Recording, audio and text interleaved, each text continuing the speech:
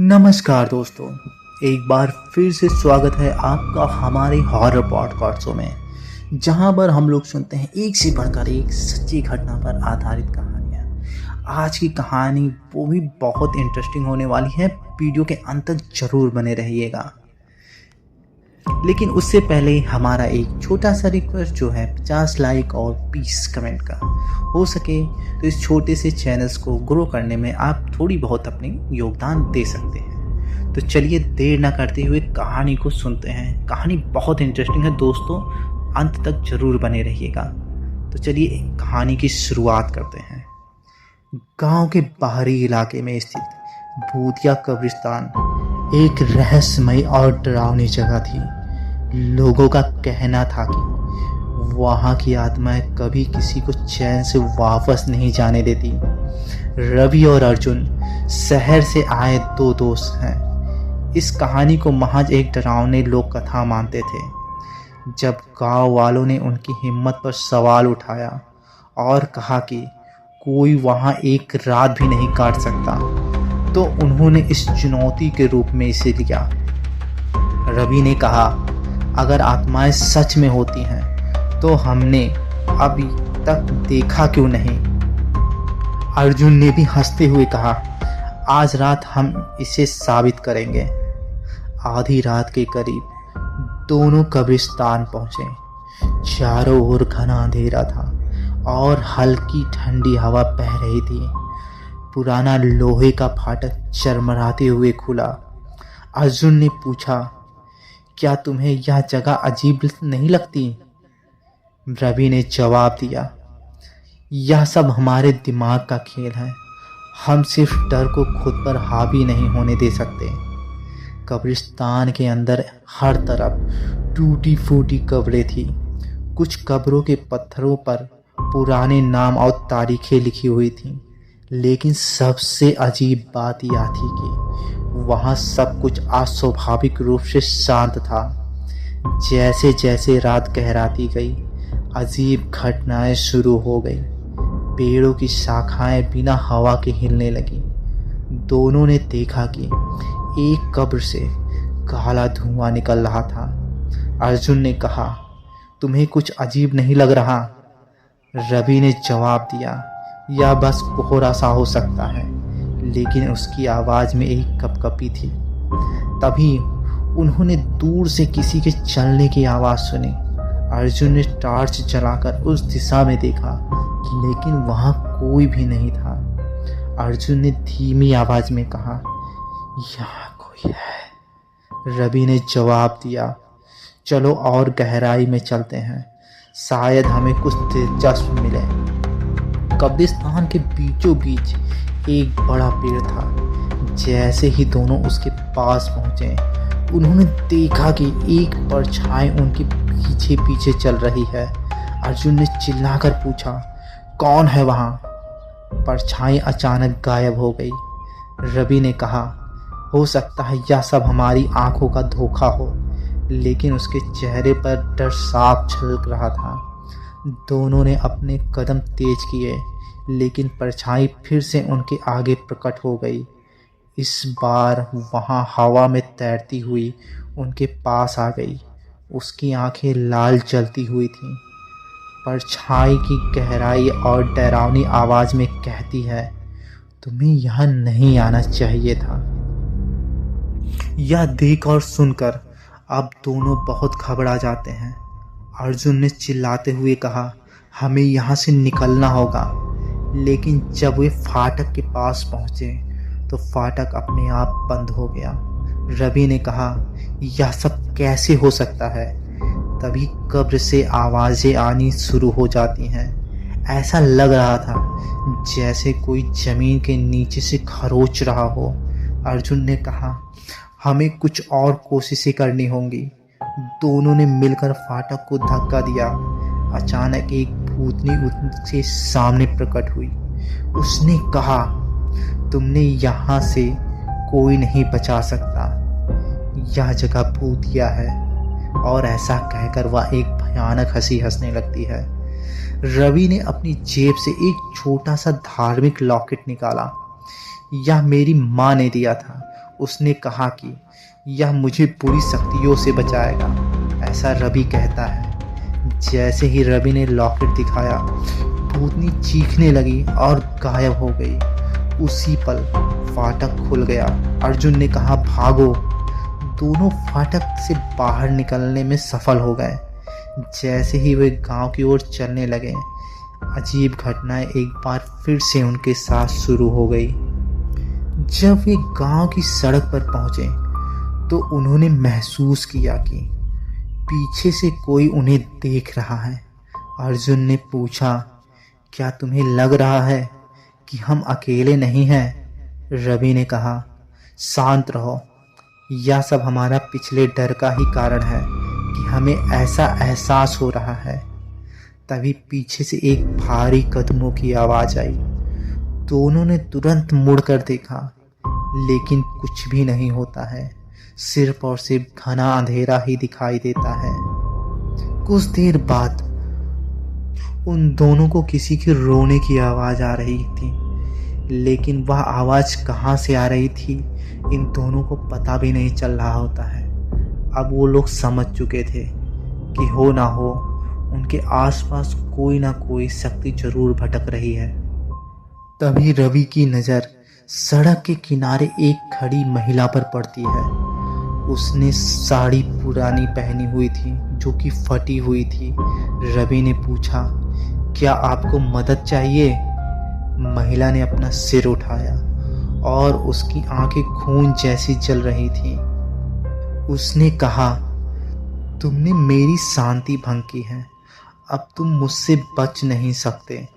रवि और अर्जुन अब एक बार फिर से भागना शुरू कर देते हैं, लेकिन वह महिला हवा में तैरते हुए उनके सामने आ गई और बोलती है, तुमने मेरी जगह पर कदम रखा है, अब इसका अंजाम तुम्हें भुगतना होगा। अब वे दोनों इन सब चीज़ों के बीच भाग रहे थे। तभी उन्हें एहसास होता है अब सब कुछ बदल चुका है। सब माहौल ठंडा था, उन्हें कोई भी एहसास अब नहीं हो रहा था। तभी वे धीरे धीरे चल रहे थे। उन्हें सामने दिखाई देता है कि 4-5 लोग किसी को कंधे पर ले जा रहे थे, मानो वह किसी की अर्थी हो। तभी अर्जुन रवि से कहता है, इतनी रात में यार गांव में कौन मर गया जो उस टाइम ले जाया जा रहा है? वह दोनों दुखी होते हैं इस चीज़ को सुनकर, दिया देखकर, लेकिन उन लोगों को एक हौसला भी मिलता है कि कई लोग उनको अब दिख रहे थे। इसलिए वह दोनों उन लोगों के पास चले जाते हैं और उस जनाजे में शामिल हो जाते हैं। रवि और अर्जुन उस जनाजे में शामिल लोगों को पहचानने की कोशिश करते हैं, लेकिन उन्हें अपने गांव का कोई भी नज़र नहीं आता है। अब इस बात से वो भयभीत होते हैं, लेकिन धीरे धीरे उनका डर और भी बढ़ चुका था। उन्होंने देखा कि वह जो जनाजा था वह कब्रिस्तान की ओर ही जा रहा था, जहां से वे बचकर आए थे। तभी अर्जुन घबराते हुए रवि से कहता है, हम लोग वहीं जा रहे हैं जहां से हम लोगों ने बचकर आए थे। वे दोनों ऐसा कह ही रहे होते हैं, तभी उनके कानों में एक भयंकर चीख और एक हंसी गूंजती है, और वह हंसी उस मुर्दा से आ रही होती है जिसको वो लोग अपने कंधे पर ले जा रहे होते हैं। उस अर्थी पर रखा हुआ मुर्दा बहुत भयानक तरीके से अब हंस रहा होता है। तभी अर्जुन और रवि उस भीड़ से अलग होकर उन्हें दूर से देखने लगते हैं, और जो देखते हैं वह उनकी आंखों के सामने एक नया ही दृश्य होता है। उन्हें दिखाई देता है कि जो लोग उस मुर्दा यानी अस्थि को ले जा रहे होते हैं वे सारे भूत होते हैं, और एक एक करके सभी उन रवि और अर्जुन को ही घूरे जा रहे होते हैं, और उनके चेहरे पर एक भयानक मुस्कान होती है। उसमें से अर्थी पर बैठा मुर्दा अब हवा में लहराने लगता है, और कुछ ही देर में रवि और अर्जुन के सामने आ जाता है, और कहता है, क्या तुम दोनों को हम लोगों के बारे में और नहीं जानना है? और ऐसा कहकर वह एक भयानक हंसी एक बार फिर से हंसता है। रवि और अर्जुन को अब इन सब बातों पे और दृश्यों पे विश्वास नहीं हो रहा था, लेकिन वह दोनों बहुत ही डरे हुए थे और फिर वो भागना शुरू करते हैं। लेकिन जब वे भाग रहे होते हैं तो उन्हें एहसास होता है कि वे सारे भूत उनके पीछे पीछे भाग रहे होते हैं। कोई हवा में तैर रहा होता है, तो कोई चार पैरों पर भाग रहा होता है, तो कोई कदमों से भाग रहा होता है। यह सभी दृश्य वे सब जब पीछे मुड़ कर देखते हैं तो उन्हें पूरा रूप से और साफ साफ दिखाई दे रहा होता है। अर्जुन अब घबराते हुए रवि से कहता है, हम दोनों ने बहुत बड़ी गलती कर दी, हम दोनों को यहाँ नहीं आना चाहिए था। लेकिन अर्जुन कहता है, अब कर भी क्या सकते हैं, बस हमें अपना दिमाग चलाना है कि हम कैसे इन सब से अपना पीछा छुड़ा सकते हैं। तभी उन दोनों को भागते भागते अपने सामने कुछ दूरी पर एक लालटेन की रोशनी नजर आती है। वह रोशनी एक झोपड़ी से आ रही होती है। उस रोशनी को देखकर अर्जुन और रवि के दिल में थोड़ी आस या उम्मीद जागती है और वे लोग भागते हुए उस झोपड़ी के पास पहुंचते हैं। वे लोग भागते भागते इतने थक गए होते हैं कि कुछ देर तक तो वे झोपड़ी के बाहर अपने पेट के बल झुक जाते हैं और एक गहरी सांस लेते हैं और अपने आप को संभालते हैं। उन्हें लग रहा होता है कि शायद उन सब से हमें मुक्ति मिल गई है। फिर अर्जुन जाके उस झोपड़ी का दरवाज़ा खटखटाता है, लेकिन अंदर से कोई भी उत्तर नहीं मिलता है, मानो वहाँ कोई हो ही नहीं। लेकिन रवि ने झोपड़ी के पीछे से जाकर उसके रोशनदान से देखा तो उसकी आंखों ने जो देखा वह बहुत ही भयभीत कर देने वाला होता है। फिर वहाँ अर्जुन भी पहुँच जाता है और उन लोगों ने देखा कि कुछ अजीब से साए या शक्तियाँ उस झोपड़ी के अंदर बैठे हुए थे और वो जानवरों का मांस अजीब तरीके से नोच नोच कर खा रहे थे और उनके मुंह से एक अजीब सी भयानक सी आवाज़ भी निकल रही होती है। यह सब वह दोनों देख ही रहे होते हैं। तभी उन भूतों की नज़र रवि और अर्जुन पे पड़ती है। वे सभी एक साथ मुड़कर रवि और अर्जुन को देखते हैं और एक कुटिल मुस्कान उनके चेहरे पर नज़र आती है। यह देखकर अर्जुन और रवि वहीं पर गिर जाते हैं। उन्हें समझ में आ गया था कि यह छल उनके साथ अभी ख़त्म नहीं हुआ है। अब वे दोनों एक दूसरे को संभालते हुए तेज़ी से वहाँ से निकलते हैं और एक बार फिर पगडंडी पर भागना शुरू करते हैं। भागते भागते उन्हें एक खेत मिलता है जहाँ पर एक किसान अपने खेत की रखवाली करने के लिए एक मचान पर सो रहा होता है। जब वे उस मचान के पास पहुँचते हैं तो उन्हें पहले तो डर लगा कि शायद यह कोई आत्माओं का खेल तो नहीं, लेकिन रवि और अर्जुन एक दूसरे को साहस देते हैं और कहते हैं कोशिश करने में क्या जाता है।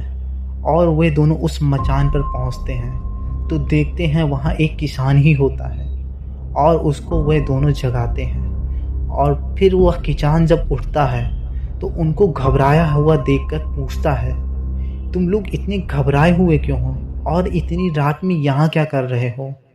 तब रवि और अर्जुन ने अपने साथ जो भी घटना उस कब्रिस्तान से लेकर उस रास्ते पर घटी उस किसान को बताया।